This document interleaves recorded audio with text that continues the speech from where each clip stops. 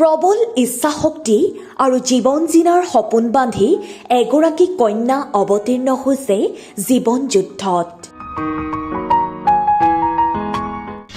এগৰাকী পঞ্চম ষান্মাসিকৰ ছাত্ৰীৰ কৰ্মই অনুপ্ৰাণিত কৰিব আপোনাক। জীৱনৰ মূল্যৱান সময়বোৰ অপব্যৱহাৰ নকৰি কিবা এটা কৰাৰ পণ লৈছে এইগৰাকী যুৱতীয়ে। সপ্তাহৰ 3 দিন কলেজ আৰু বাকী 4 দিন ই-কাৰ্ট কোৰিয়াৰৰ ডেলিভাৰী গাৰ্ল হিচাপে কৰ্মৰত।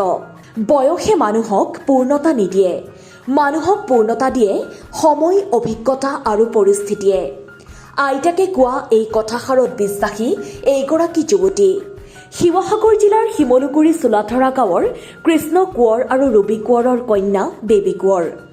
শিৱসাগৰ বীৰ লাচিত মহাবিদ্যালয়ৰ পঞ্চম ষান্মাসিকৰ ছাত্ৰী বেবী কোঁৱৰে জীৱনটোক অলপ বেলেগ ধৰণে ল'ব বিচাৰে। জীৱনৰ মূল্যৱান সময়বোৰ অপব্যৱহাৰ নকৰি কিবা এটা কৰাৰ পণ লৈছে যুৱতীগৰাকীয়ে।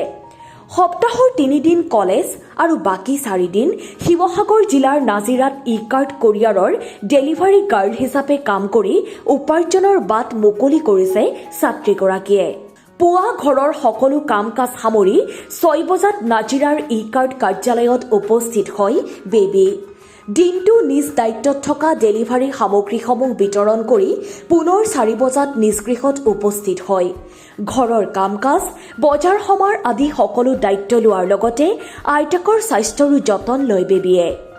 ঘৰৰ সকলোৰে মৰমৰ বেবী কোঁৱৰ এগৰাকী ভাল বিহুৱতীও। শিৱসাগৰ সন্মিলিত ছোৱালী হুঁচৰি দলৰ সদস্য বেবী কোঁৱৰ। বহাগ বিহুৰ সেই দিনকেইটাত বিহু হুঁচৰি দলত ব্যস্ত থাকে বেবী। পঢ়া শুনাৰ লগতে কোৰিয়াৰ ডেলিভাৰীৰ দায়িত্ব সামৰি বেবীয়ে প্ৰতিদিনেই সন্ধিয়া দৌৰৰ অনুশীলন চলায় স্থানীয় খেলপথাৰত।